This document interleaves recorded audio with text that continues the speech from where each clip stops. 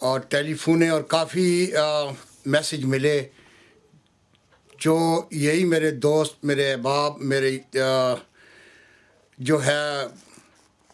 مجھے سننے والے، انہوں نے یہ کافی لکھا کہ آپ نے ابھی تک کوئی بھی جو ہے نئی ویڈیو جاری نہیں کی جس کو ہم سن سکیں۔ میں ان کا سب سے پہلے تو بہت مشکور ہوں، شکریہ ادا بھی کرتا ہوں جو مجھے سنتے ہیں ملک کے حالات کے بارے میں۔ لیکن اتنا بتاتا چلوں کہ جب بھی میں نے یہ بات کہی یا ویڈیو جاری کی، اس میں مجھے جوابات بہت کم ملتے ہیں۔ اس کے برابر میں مجھ سے یہ ضرور جو ہے ریکویسٹ کی جاتی ہے کہ آپ نئی ویڈیو جو ہے وہ ریلیز کریں اور ہم اس کو سننا چاہتے ہیں۔ بے پناہ اس کے بارے میں آتا ہے کہ ہمیں نئے حالات کے بارے میں بتائیں۔ میرے پاکستانی بہنوں اور بھائیوں، میں یہ آپ کو صرف آج چند موضوع کے اوپر مختصراً کوشش کروں گا ان کے جوابات اور ان کے بارے میں تفصیل بتاؤں۔ جیسے کہ ٹی وی کا ایک پروگرام ہوتا ہے 1 گھنٹے تک، کوئی اینکر آتا ہے تو 1 گھنٹے تک سوال و جواب ہوتے ہیں، اور میری کوشش یہ ہوتی ہے کہ میں ان کو کم از کم 20 منٹ میں ختم کروں، کیونکہ 2 ایپیسوڈ جو ہیں، 2 ویڈیو میری جو ہیں وہ آ جائیں 10-10 منٹ میں، کیونکہ لوگ جو ہے آج کل میں اتنے فاسٹ لائف ہو چکی ہے کہ وہ جلد از جلد اس کو سننا چاہتے ہیں اور جلد از جلد اس کا ریکارڈ چاہتے ہیں۔ تو میں کوشش یہ کروں گا، اگر 2 سے 3 بھی ہو گئی تو میں آپ سے یہ گزارش کروں گا کہ یہ ان کو ضرور سنیے۔ اس کی وجہ یہ ہے کہ یہ بہت انتہائی اہم ہے اس ملک کے لیے، اپنے وطن کے لیے،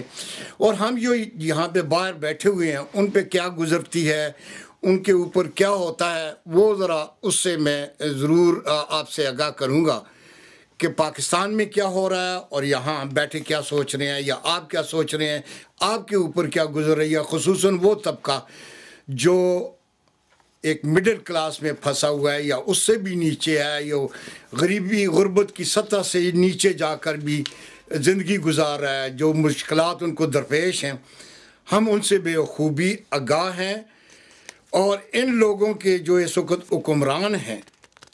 ان کے بارے میں بھی ہمیں ایک چیز کی رپورٹ ہے۔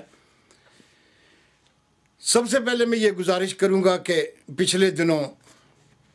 بھٹو صاحب کی برسی کے موقع کے اوپر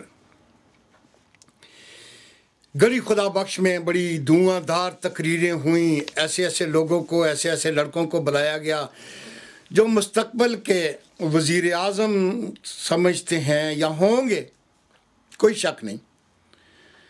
لیکن جو دھمکی آمیز تقریریں کی گئیں اور جو سپریم کورٹ ایک اعلیٰ عدلیہ کے ادارے کو مخاطب کر کے کہا گیا، اس سے ضرور ہم اتفاق نہیں کرتے کہ یہ ایک دھمکی آمیز یا ڈرانا یا دھمکانا یہ ملک کے لیے بہتر نہیں ہوگا، اور نہ ہی کسی قانون اور کسی پاکستانی کے لیے بہتر ہوگا، کیونکہ وہ ملک کا ایک اعلیٰ ادارہ ہے، اور اس کے اوپر پوری دنیا میں اس کے اوپر جو ہے اس کے آرڈر کے اوپر عمل درآمد ہوتا ہے سوائے پاکستان کے۔ اگر آپ جاپان کی ہسٹری اٹھا کے دیکھیں، ریسنٹلی 2 سال پہلے کی یا پچھلے سال کی، کتنے وزیر اعظم جو تھے وہ اپنی وزارت عظمیٰ سے ہاتھ دھو اس لیے بیٹھے کہ ان کی کرپشن کے بارے میں وہ میڈیا کے اوپر آ چکا تھا،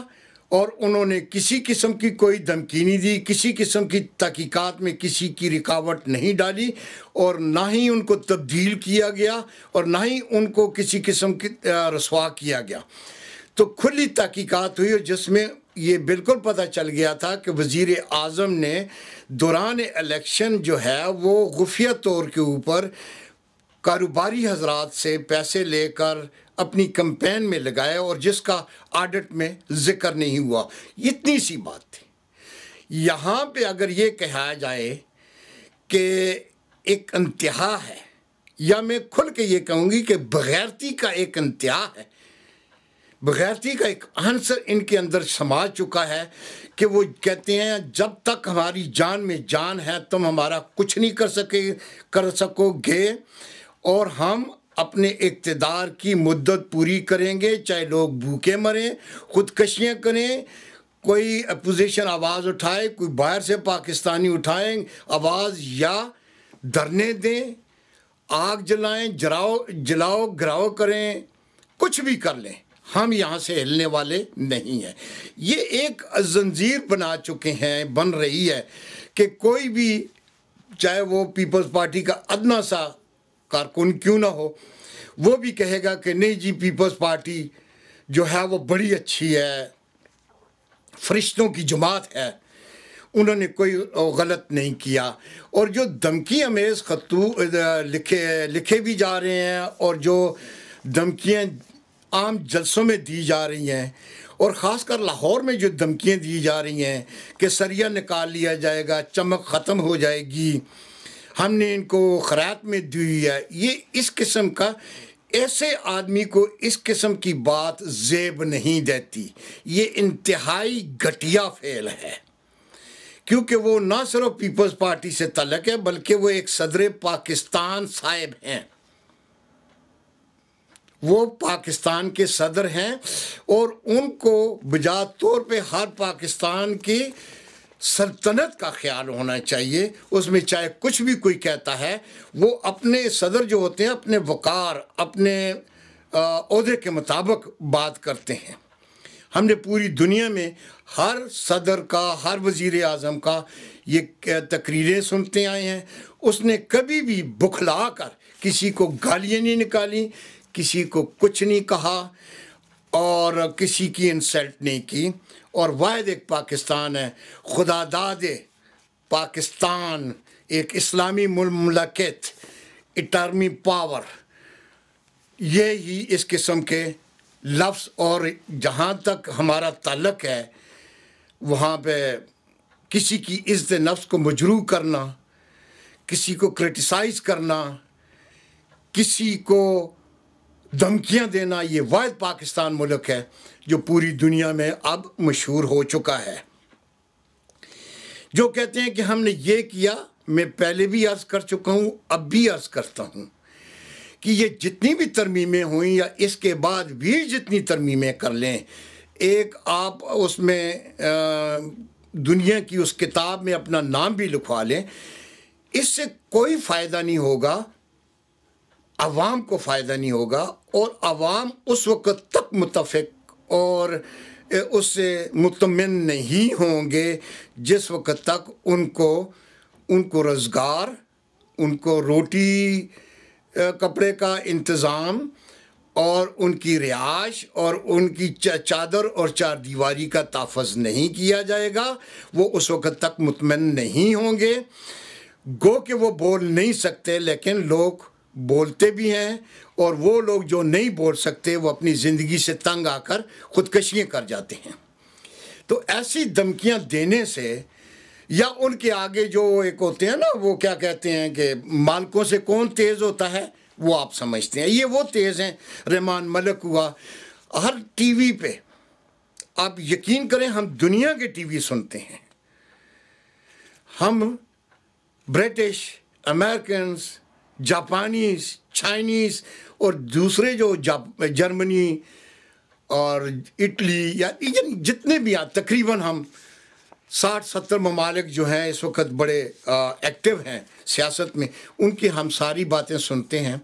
اس میں ضرور یہ بات آتی ہے کہ جتنی کرپشن پاکستان میں اس وقت ہو رہی ہے وہ ان بیٹیبل ہے، اس کو کوئی بیٹ نہیں کر سکتا، اور یہ بات سچ ہے۔ میں نے اب پہلے بھی کہا تھا کہ میرا کسی پارٹی سے تعلق نہیں ہے، نہ میں کسی سیاسی پارٹی کا کارکن ہوں، لیکن جو سامنے ہم تجزیہ کرتے ہیں، اس تجزیے کے مطابق ہمارا ملک اس وقت سب سے زیادہ حکمران پارٹی کرپشن میں مبتلا ہے، اور وہ کرپشن کر رہی ہے، یہ اس میں کوئی دوسری بات نہیں، شک و شبہ والی بات ہی نہیں، اور یہ بالکل حق اور سچ، اور یہ 100% صحیح ہے۔ اور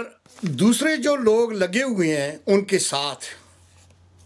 وہ بھی ان سے 2 ہاتھ آگے ہیں کرپشن میں. اگر کرپشن کی بات کی جائے